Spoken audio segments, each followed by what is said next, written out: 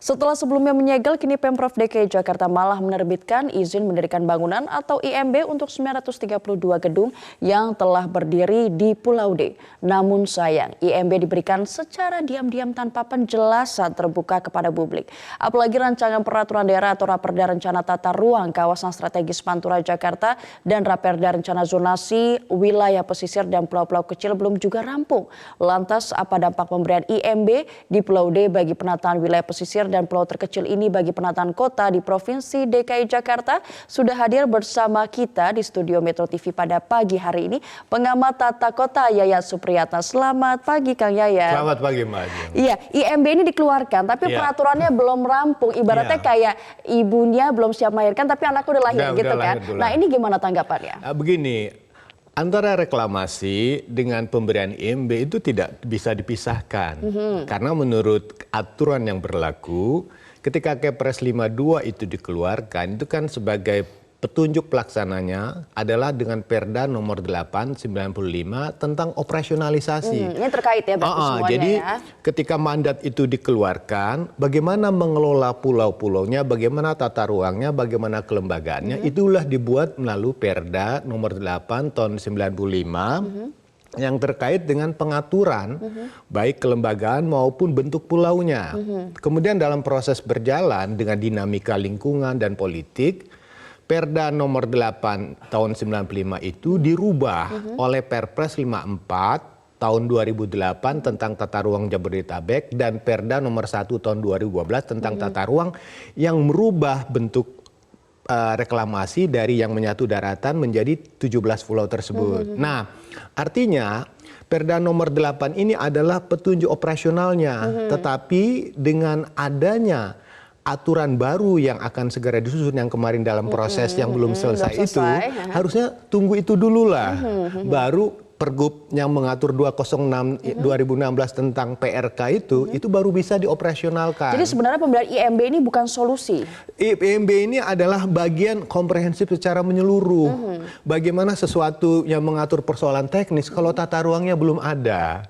Jadi ibaratnya tuh mana yang harus didahulukan. Memang Pak Gubernur menggunakan PP yang mengatur tentang peraturan pelaksanaan dari Undang-Undang Bangunan, ya kan, itu PP yang terkait 36 tahun 2005. Nah, di situ kan dikatakan jika belum ada RT RW, RDTR bisa, tapi sekali lagi itu sifatnya indikatif dan di Pergub yang 206 pun itu dikatakan dia indikatif sambil menunggu penyelesaian Perda.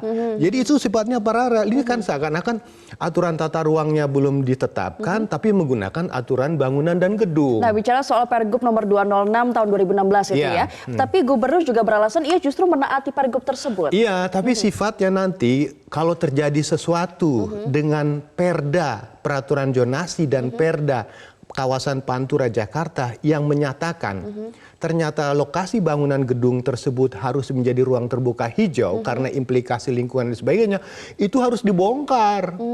Jadi ibaratnya itu ada persyaratan loh. Saya mengingatkan juga kepada Pak Gubernur bahwa implementasi dari Pergub 206 itu lihatlah pasal tentang persyaratan di dalamnya.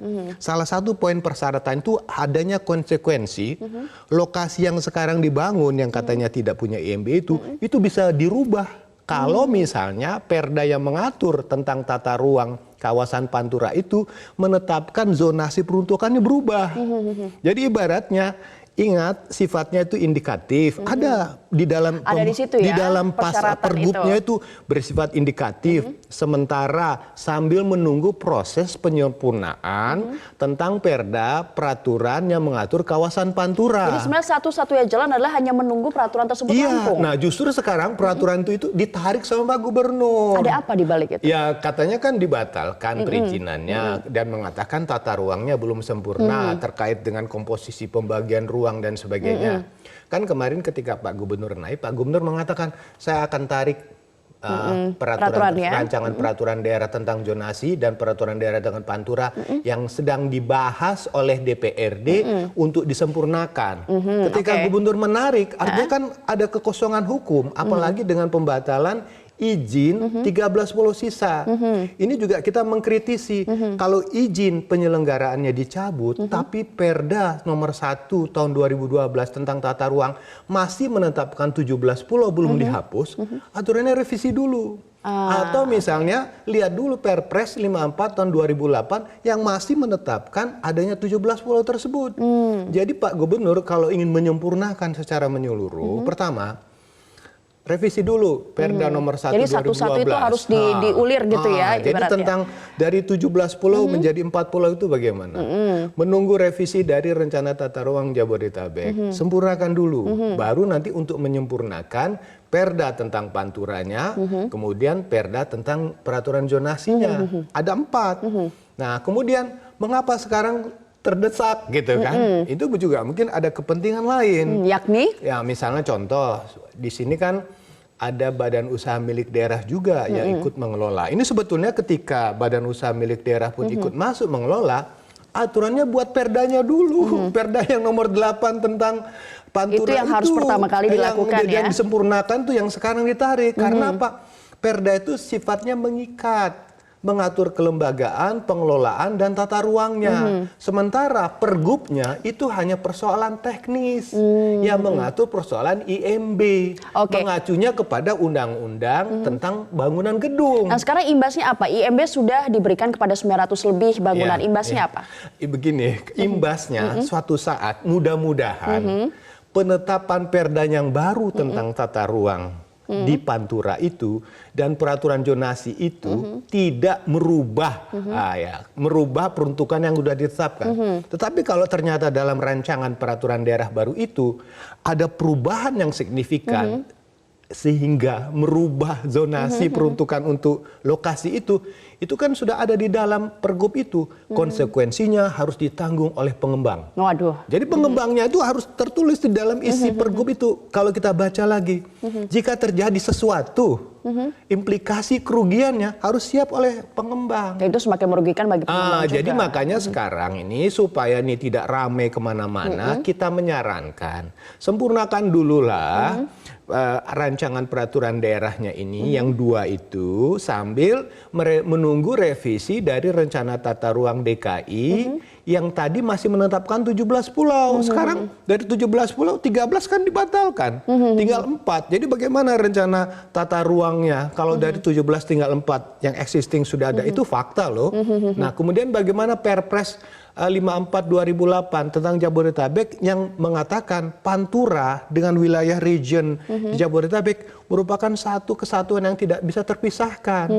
Jadi pertanyaan ini kan kalau lagu dangdut itu antara tahan mana dengan mana tahan. Menunggu yang mana dulu nih, ya kan? Karena kebutuhan investasi tidak boleh kita nafikan. Harus dibangun, eksistensi bangunan nih, ya kan? Pulau pun tidak bisa sepi. Karena katanya ada rencana bangun trek, bangun ini. Penduduknya mana ya kan? Nah, maka saya mengatakan kalau memang itu sebuah persoalan kebutuhan dan realitas yang tidak bisa kita tutup-tutupin, terbuka saja. Jadi tidak ada rahasia. Kalau ini kan tidak dipublikasikan seperti itu ya. Sampaikan misalnya contoh, ada misalnya denda. Denda yang harus dibayar terkait dengan tidak keluarnya IMB. Sebutin aja berapa denda yang dibayarkan. Karena supaya tidak menjadi hot issue seperti dulu kasus keluarnya HGB, hak guna bangunan atas seluruh pulau tersebut yang diributkan tentang biaya BPHTB-nya. Karena dianggap terlalu murah, ya kan? Nah, jadi kalau misalnya ada denda IMB, di mana persoalannya? Tapi juga kita akan nyorot. Pergub itu kan menyangkut hal-hal teknis.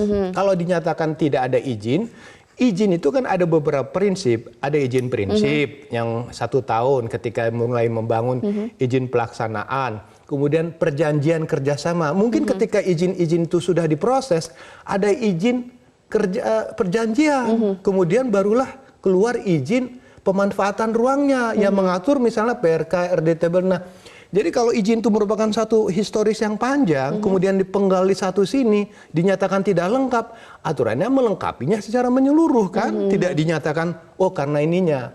Jadi kita harus melihatnya secara komprehensif. Nah, kalau situasi sekarang yang sudah terjadi ini, Kang Yayat melihatnya seperti apa? Pertama begini, mungkin komitmennya ini pertama dari sisi aturan saya melihat ada inkonsistensi, ya kan. Terbuka saja lah apa yang harus kita perbaiki sama-sama, ya kan. Libatkanlah unsur-unsur mungkin akademik atau siapa saja dari kementerian dan sebagainya untuk berbicara tentang ini. Satu, untuk membangun komitmen bersama. Yang sudah terbangun tetap mungkin akan dioptimalkan, karena kan di sini Pemprov DKI mengatakan ada haknya. Haknya sebetulnya hanya HPL-nya aja, hak pengelolaan, tapi kan HGB-nya tetap atas nama pengembang. Nah, jadi bagaimana porsi peruntukan penggunaan secara bersama itu harus jelas. Nah, itu satu ya. Yang kedua, existing bangunan yang sudah ada. Ini bagaimana ke depannya. Nah, untuk menjamin kepastian investasi itu penting memberikan landasan hukum, tetapi sifat landasan hukumnya pun tidak boleh sepenggal-sepenggal, harus secara menyeluruh. Ini yang harus dilengkapi sekarang dari PR-nya ya? PR yang harus disempurnakan secara lengkap, secara menyeluruh. Jadi tidak hanya sekedar persoalan teknis, padahal persoalan makronya. Jadi anaknya sudah lahir, ibunya belum.